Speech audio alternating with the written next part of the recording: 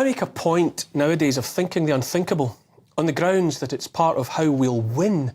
When I look ahead into the proposed future, or should that be the future threatened by those who would cast our best interests into a bin fire along with our health and our rights, when I contemplate that digital, net zero, 15-minute ghetto, cashless, fake food future, that all-round rubbish future, let me tell you, it's not just hard to see a happy ending for ordinary people like you and me. I say it's every bit as impossible to see how the nonsense can work out well, even for those seeking to impose that dire future. And I think that's why they've lost already, whether they know it or not. 17th century English poet John Donne said, "Any man's death diminishes me, for I am involved in mankind." I think about that line and remember we're all connected, whether we want to be or not.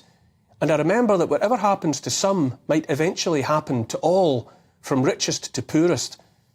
What's going on around us now is compelled change, forced change none of us asked for, and on a global scale. For the first time, a tiny dominant group thinks it can change, and certainly has the technology to change, to quote the title of the Oscar-winning movie, Everything, Everywhere, All at Once. And for the first time, it's not change for the better, but deliberate change for the worse, at least worse for the vast majority of people. To seek to make life worse for almost everyone, without everyone's consent, is a bold move, to be sure. It's also a move doomed to failure. Its architects are clever, but a vintage of clever I like to describe precisely as stupid clever. I've read it estimated that no more than 8,000 individuals count themselves among the significant clique making all the decisions. There are almost 8 billion people alive on Earth, which means we outnumber that clique by 1,000,000 to 1. Based on that alone, I say we can get the better of them. I would say it's also foolhardy for anyone, however rich, powerful and clever they might consider themselves to be, to think they can change everything for everyone while at the same time correctly predicting all of the consequences of their actions, and all the while being outnumbered by 999,999 folk disinclined to agree with them. There are many people, we all know them, who refuse to see the future that's being planned for them and steadily set in place, having been duped all their lives. And let me tell you, I know that feeling. The very notion of accepting they've been duped is too much for them, too painful, too frightening.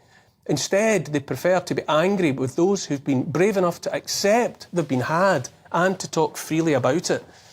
But the good news is, it doesn't take the billions to overturn the nonsense.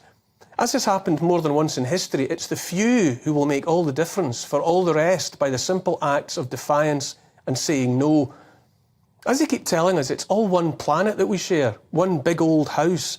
And as it says in the old book, he that troubleth his own house shall inherit the wind. When the national borders are all gone, when everyone belongs anywhere and therefore nowhere, when the farmers who grow all the food have been driven off, and transnational cartels find other uses for the land, when there's only fake meat, powdered bugs and genetically modified, patented and trademarked plants to eat, when coal, oil and gas are banned with nothing practical to replace them, when finally too many people have nothing at all in their 15-minute ghettos and are murderously unhappy, what then? I look at the shameful, embarrassing state of politics and wonder which of the hapless, hopeless so-called leaders might be left standing when the music stops. And I know that the many answers that people will demand absolutely cannot and will not come from those sock puppets. I look at Scotland, where the former First Minister was taken into custody for questioning in relation to a crime, while in Westminster the former Prime Minister, the last one actually voted into power by the people 4 summers and 1,000 years ago, has been reduced to writing a newspaper column about his struggle to shed his fat gut. Oh, the irony. Johnson's first column is written to publicise the most expensive big pharma product in the world. Is anyone else seeing the transparency of this? And all around them on sinking ships, their fellow rats ignore the plight of millions in favour of scrapping among themselves. When will anyone in Westminster get the point that no one in their right mind gives a flying fig about cake and parties? The elephant in the room is that politicians, civil servants and scientific advisors evidently knew COVID was nothing to fear. The point is not who ate cake and when and did or did not tell the truth about it. The point is that they flouted rules and partied while people died lonely deaths, denied even the comfort of family. The point is that rather than face up to a single one of the appalling harms and economic disaster they orchestrated, they seek to distract us from the patently obvious by point scoring of the pettiest sort. Then, across the pond, the sitting president of the land of the free is moving heaven and earth to jail his strongest political opponent. Think about that. What's always been the way of tin pot dictators in banana republics is now the go-to tactic for the leader of the free world. Does anyone believe anymore that any of those jokers are actually in charge? I lie in bed at night and think about various scenarios, any one of which might describe our collective future. While none of those are appealing in any way, at least not to an ordinary Joe like me, I also fail to see which of the possible futures would suit the predatory, billionaire, philanthropath class either. While the misery unfolds, the misery made inevitable by Agenda 2030 and net zero and by centralised control of food supply and cash replaced by digital tokens and no way to heat homes in cold climates or to keep homes cool in hot climates and no private transport and no private property and endless wars. While all that's going on, do the obscenely rich plan to hide behind the 20-foot-high walls of luxury compounds, oases of calm protected by private armies in remote areas beyond the reach of a general population denied every mode of transport apart from walking and cycling? Can they really get far enough away from us? Can they ever feel safe enough? Will they eat choice cuts of meat and drink fine wines while the masses are confined at home and chowing down on crickets and locusts? Will their factories keep churning out the mRNA vaccines for monthly top-ups of the pincushion plebs to maintain the validity of those digital IDs? And supposing any and all of that happens and the unavoidable consequences play out, what then? If World War III really does break out, and on account of all the present provocation by the West in the face of Russia and China, such a cataclysm feels closer than at any time since World War II, and when the crop of mushroom clouds spreads across the continents, what then?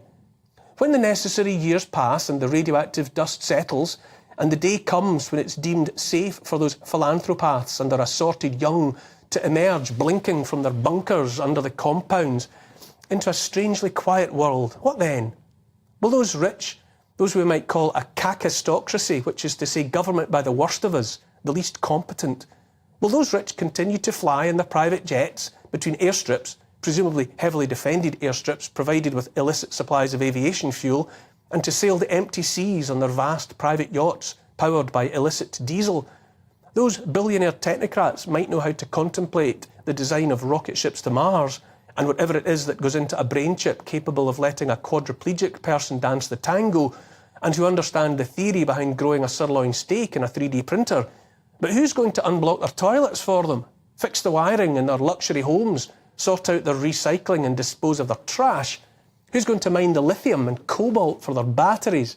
Who will they boss around then? Who will they lord it over and feel superior to? Presumably those richest and most powerful men and women of a certain age are planning a future that must come to fruition only after they're dead.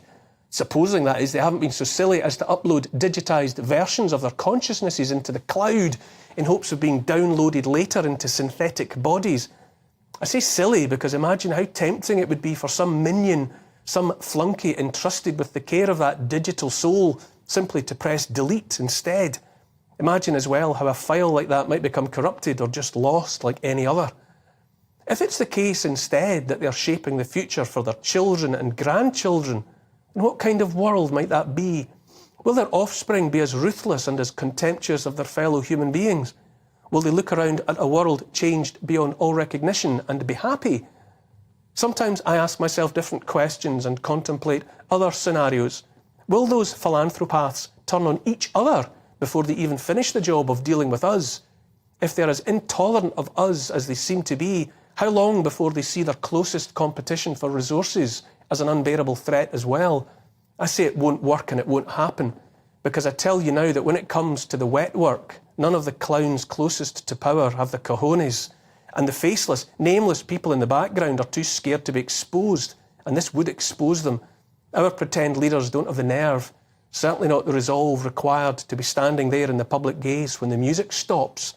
The unintended consequences will kick them in the bahookie if they think they can undermine and set aside the human need for family, real food and a meaningful future, and that won't impact on them, then they truly are the anti-human kakistocracy I've long expected them of being. Here's the thing, in the end, what will save us is the natural law, which favours right over wrong and good actions over bad. There's nothing more natural and right than a man and woman coming together to make a family and a home for children. The unintended consequence of denying millions of men and women that right will sweep the bad actors from the stage like a tsunami. The natural human instinct to nurture is stronger than any technology they might attempt to enslave us with. The good and right and natural way of things will prevail because the universe wants things that way.